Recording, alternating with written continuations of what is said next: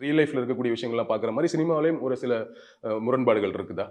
முரண்பாடு இல்லாமல் ஒரு வாழ்க்கை இருக்குமா? இருக்காது. அப்புறம் நான் நினைக்கிறது மாத்திரமே சரின்னு நானா நினச்சிக்கிறதா? அது நாகரிகமற்ற ஒரு சிந்தனை. 2வது தலைமுறை மாறுதல்ங்கிறது நீங்க தவிர்க்கவே முடியாது. ஸ்ரீதர் சார், பீம்சிங் டைரக்டர் ஸ்ரீதர், பீம்சிங், அரை பொம்பை அப்படின்னு இந்தியன் எக்ஸ்பிரஸில் ஃபர்ஸ்ட் ஹெட்டிங் போடுவாங்களாம். நான் உள்ள வரும்போது அவங்க 2 பேரும் அவுடேட்டட் டைரக்டர். பாரதிராஜா, பாக்யராஜ், மகேந்திரன், பாலுமகேந்திரா 4 பேர் தான் வந்து பீக். அதுக்கப்புறம் எஸ்ஏசி எல்லாம் வர்றாரு. அதுக்கப்புறம் அடுத்த செட்டில் தான் எஸ்ஏசி எல்லாம் வர்றாரு. இந்த 4 பேரை தான் உச்சரிச்சுக்கிட்டே இருப்பாங்க எல்லாரும்.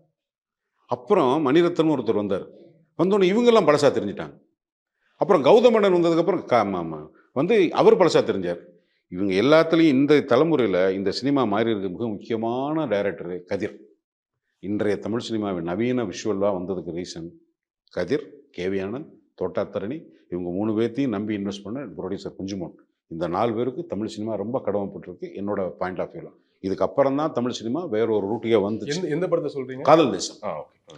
Extraordinary visual music AR Rahman. நீங்கள் அதுதான் trend change. Gautham Menon, Mani Ratnam sir சேஞ்சை விட அந்த சேஞ்சஸ் வந்து ப்ரெசன்டேஷன் சேஞ்சஸ். ஆனால் இது கம்ப்ளீட் விஷுவல் சேஞ்சஸ் வந்தது.